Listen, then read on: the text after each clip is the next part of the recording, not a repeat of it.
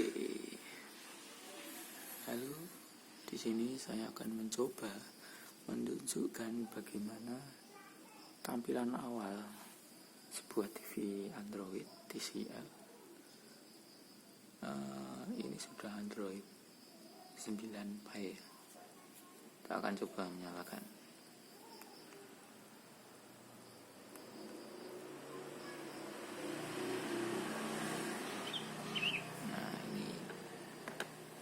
Proses booting awal.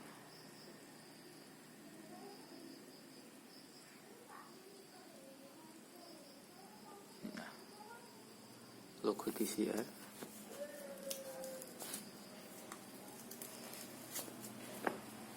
Kemudian loading Android. Karena ini adalah TV Android, ada proses loading, booting awal sama seperti HP. Jadi jangan berharap TV ini akan nyala dengan cepat.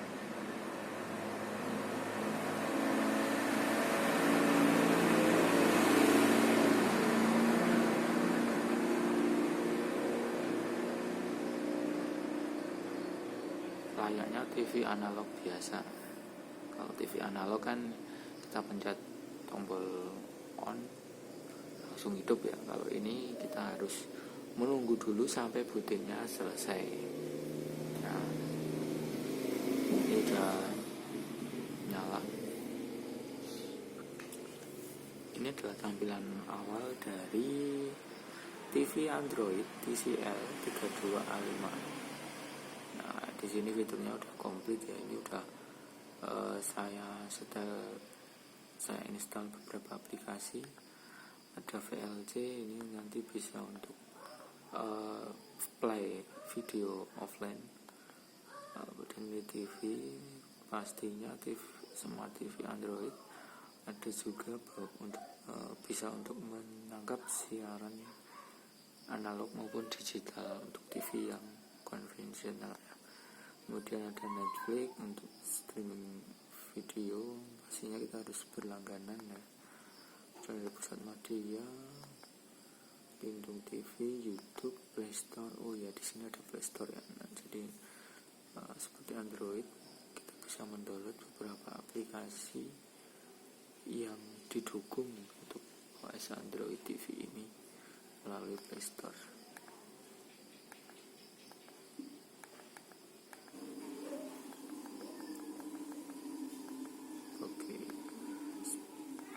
Untuk menikmati keseluruhan fitur dari Smart TV ini, kita harus menghubungkan TV ini ke jaringan internet. Bisa melalui kabel.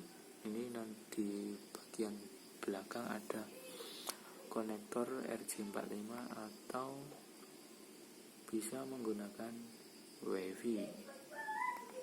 Nah, di sini saya mencoba untuk menghubungkan ke WiFi saja ya, karena lebih simpel.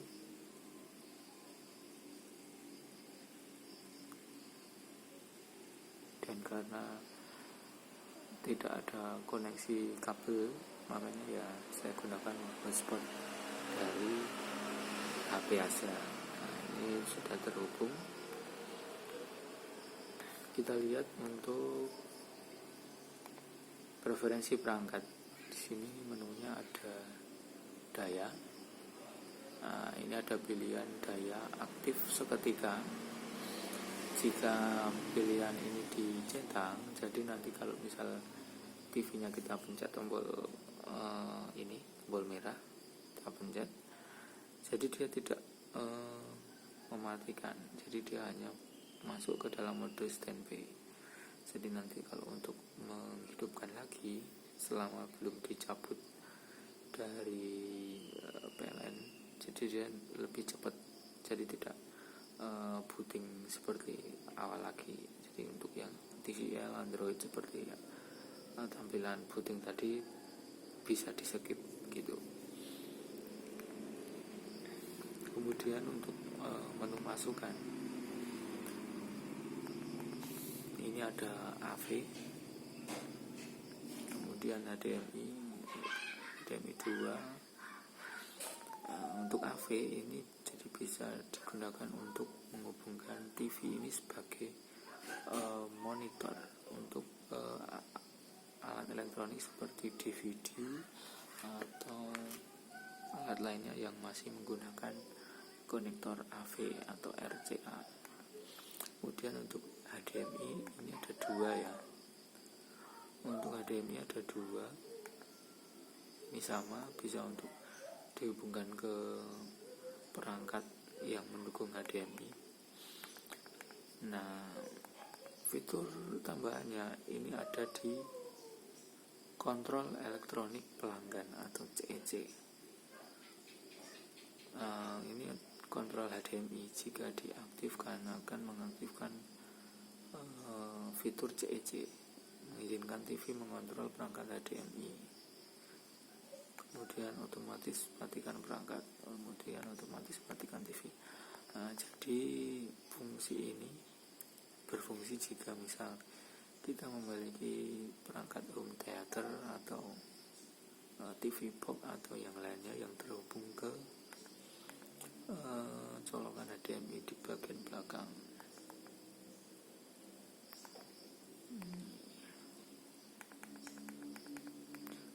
Jadi nanti apabila kita menghidupkan TV dengan remote, jadi nanti perangkat yang terhubung akan ikut nyala otomatis, jadi tidak perlu menyalakan lagi dengan 2 remote. Jadi cukup kita menyalakan TV-nya, alat yang kita punya tadi akan otomatis ikut hidup.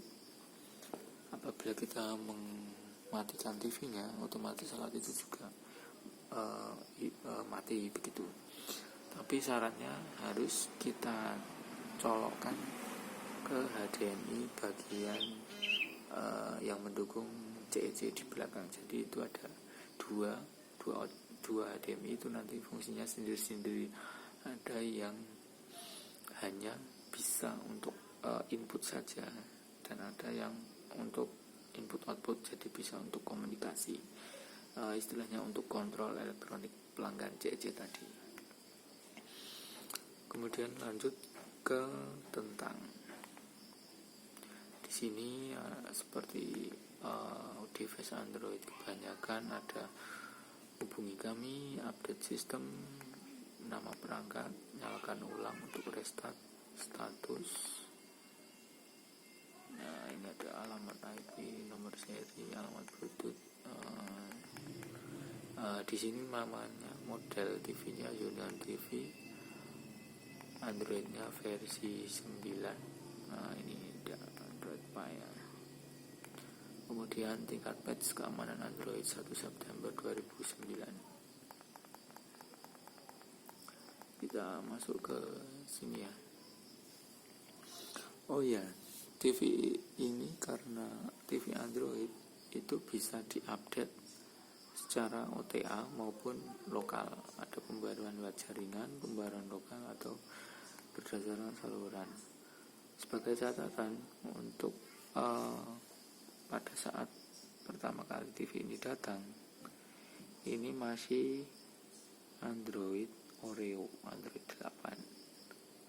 Kemudian setelah disambungkan ke WiFi, dia akan otomatis mengunduh update terbaru ke Android versi 9 seperti